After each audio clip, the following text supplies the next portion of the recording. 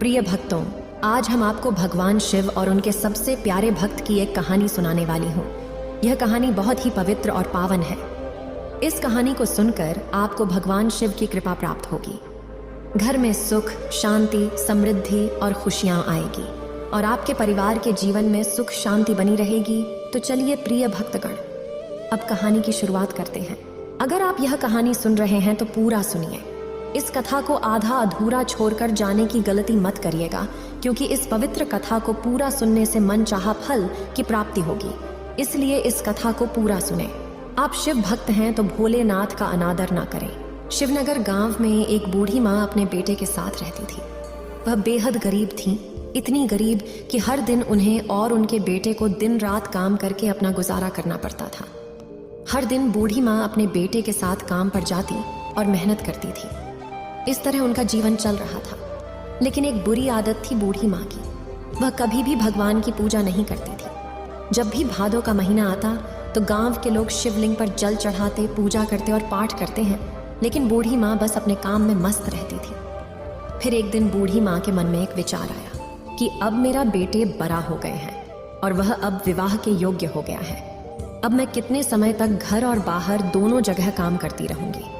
मेरी खुद की भी उम्र हो रही है, इसलिए मैंने फैसला किया कि मैं अपने बेटे का विवाह करवा दूं। इससे मुझे सिर्फ बाहर काम करना पड़ेगा और आराम से बिता सकूंगी। तब उस बूढ़ी माँ ने एक सुंदर कन्या को चुनकर अपने बेटे का विवाह करवा दिया। अब उनके घर में एक नई दुल्हन आ गई थी, जो बड़ी सरल और सुशील थी। वह भगवान शिव की परम भक्त थी और हमेशा पूजा करती थी। सुबह जल्दी उठकर नहाकर वह भगवान शिव की पूजा करती और भजन कीर्तन करती, भगवान की कथाएं सुनती थी। इसी तरीके से पूजा पाठ के बाद वह अपने पूरे घर का काम करती थी और अपनी बूढ़ी मैया का पांव दबाती, अपने पति से बहुत प्यार करती, पति का खूब सेवा करती थी। वह दुल्हन घर का पूरी तरह से देखभाल करती थी। धीरे धीरे समय बीतता गया और भादों का महीना आ गया। उस बहू ने सोचा कि कल से भादों का महीना आरंभ होने जा रहा है, तो मैं क्यों ना मंदिर जाकर भगवान शिव की पूजा करूं। वैसे तो नित्य प्रति मैं अपने घर में भगवान शिव की पूजा करती हूँ, लेकिन मंदिर में कभी नहीं जाती। मंदिर में जाकर शिवलिंग पर जल नहीं चढ़ाती हूँ। क्यों ना मैं अपनी सासू माँ से इसके लिए अनुमति लूं।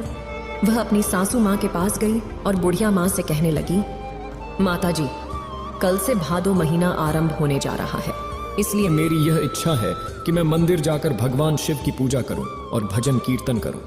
इसके बाद बुढ़िया माँ ने कहा, दुल्हन, तुम घर पर ही रहकर पूजा पाठ करो।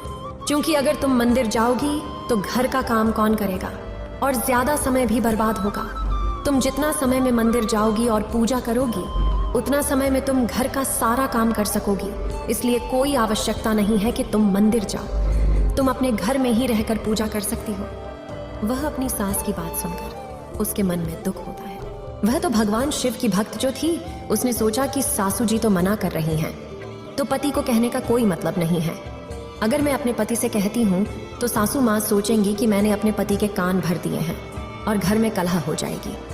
इसलिए उस दुल्हन ने अपनी बात को अपने पति से छुपाकर अपने पास ही रख ली। अब दूसरे दिन आता है। उस दिन भादों का महीना आरंभ हो गया था। वह बहू रोज की तरह सुबह जल्दी उठकर नहाने धोने के बाद भगवान भोलेनाथ की पूजा करती है और घर का सारा काम करती हैं। सुबह के काम करने के बाद अब तक उन्होंने कुछ नहीं खाया पिया था। उसे खूब जोर से भूख और प्यास लग रहा था। तब उसने सोचा कि अरे, मटके में तो पानी है ही नहीं, चलो कोई बात नहीं, मैं कुएं से पानी लेकर आती हूँ। फिर दुल्हन ने मटका उठाया और कुएं की ओर चली गई। जब पानी भरकर वापस आ रही थी तो उसने देखा कि गांव की कुछ महिलाएं एक थाली में पूजा पाठ के सामान को लेकर कहीं जा रही हैं। तब वह दुल्हन महिलाओं से पूछी, बहन, आप कहाँ जा रही हैं और आपके हाथ में पूजा पाठ के सामान है, क्या आप कहीं पूजा करने जा रही हैं? महिलाएं ने उत्तर दिया, बहन, हम भगवान शिव की पूजा करने जा रही हूँ। यह जो भादों का महीना शुरू हो गया है, इसलिए हम भगवान शिव की पूजा करेंगे, उनको जल अर्पित करेंगे और कथा सुनेंगे। इसके बाद वह दुल्हन बहुत ही उदास हो गई। उसके चेहरे पर स्पष्ट रूप से उदासी का दिख रहा था। तब उसमें से दूसरी महिलाएं उसका चेहरा देखी और वह कही, तुम बहुत उदास हो गई हो, और पूछा, बहन, तुम इतनी उदास क्यों हो? हमारी बात सुनकर तुम्हारे चेहरे पर काफी गंभीर उदासी महसूस हो रहा है, क्या कारण है? उस बहू ने कहा, बहन, मैं आपको क्या बताऊं, भगवान शिव मेरे आराध्य हैं। मैं उनके प्रति अत्यधिक भक्ति रखती हूँ। मैं चाहती थी कि भादो महीने में मैं मंदिर जाकर उनको जल अर्पित करूं, लेकिन ऐसा नहीं हो सकेगा। क्यों बहन? मेरी सासू माँ ने मुझे मना कर दिया है कि मैं मंदिर नहीं जा सकती। इसके बाद महिलाओं ने कहती है, बहन तुम दुखी क्यों होती हो? हमारे पास एक तरीका है। तुम सुनो, तुम रोज यहाँ पर पानी भरने आती हो और हम लोग रोज भगवान शिव की पूजा करने जाते हैं। तुम भी हमारे साथ आकर भगवान शिव को जल चढ़ाने चल सकती हो, उनकी पूजा कर सकती हो। तब उस बहन ने कहा, बहन तुम ठीक कह रही हो, लेकिन मेरे पास पूजा की कोई सामग्री नहीं है। मैं इस तरह से पूजा की कोई सामग्री एकत्रित नहीं कर सकती। उन महिलाओं ने कहा, बहन तुम चिंता क्यों कर रही हो? हमारे पास पूजा की सामग्री है, तुम हमारे सामग्री से पूजा कर सकती हो। यह सुनकर वह बहू बहुत ही खुश हो गई। इससे वह बहुत खुशी खुशी उन महिलाओं के साथ शिव मंदिर में चली गई और भगवान शिव को जल अर्पित करती है। उनकी पूजा और कीर्तन के बाद वह कहानियां सुनाती है। फिर वह अपने घर के लिए जाते समय एक बड़े बर्तन में पानी भरकर ले जाती है। हर दिन इन महिलाओं के साथ वह मंदिर जाती है और पूजा पाठ करती है। तब वह पानी भरती है। धीरे धीरे 1 महीना बीत जाता है और भादो महीने का आखिरी दिन आता है। उस दिन उस दुल्हन यह सोचने लगती है कि उसने 1 महीने से भगवान शिव की पूजा की है, लेकिन वह अपने घर से कुछ सामग्री नहीं चढ़ाया है। वह सोचती है कि आज भादो का अंतिम दिन है, आज मैं अपना खुद पूजा का सामग्री ले जाऊंगी और भगवान शिव को अर्पित करूंगी। यह सोचते सोचते वह अपनी नाक से नथ निकालती है और उसे अच्छी तरह से साफ करके भगवान शिव के शिवलिंग पर अर्पित कर देती है। उस दुल्हन ने भगवान शिव से कहा, हे भोलेनाथ, मेरे पास इसके अलावा आपको कुछ नहीं देने के लिए, कृपया इसे स्वीकार करें। वह दुल्हन फिर भगवान शिव के मंदिर से घर की ओर चली आती है और अपनी सास से छिपते छिपाते बचकर पूरे घर का काम करती है। वह सोचती है, अगर मेरी सास ने मुझे देख लिया तो वह मुझे जरूर डांटेगी, मुझे कैसे उत्तर देना होगा। इस सोच में वह दुल्हन पूरा दिन अपनी सास से छिपती फिरती है।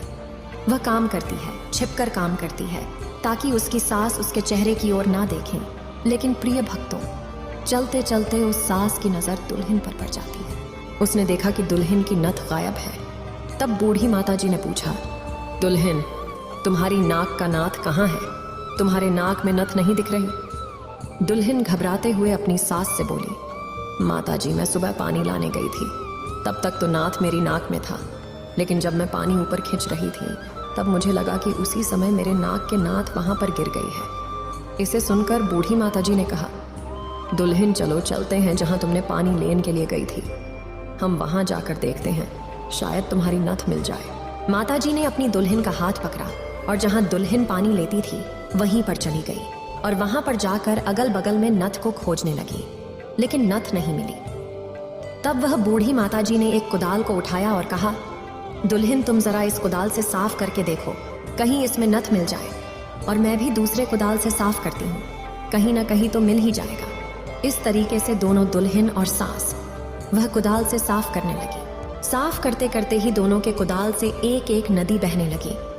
ये देखकर बूढ़ी मैया बहुत ही चौंक गई। वह बहुत हैरान हो गई और कह बैठी, ये कैसे हो सकता है? इसमें तो एक ही नदी थी, फिर ये दोनों कैसे आ गई? जो एक नई नदी बनी थी वह सीधे उसके खेतों में पानी जाएगी। तब उसकी दुल्हन ने मायूसी से कहा, मैया मुझे कैसे पता होगा, इसमें 2-2 नदियां कैसे हो सकता है? इसके बाद इस दृश्य को देखकर बूढ़ी माताजी में बहुत ही आश्चर्यचकित हो गई।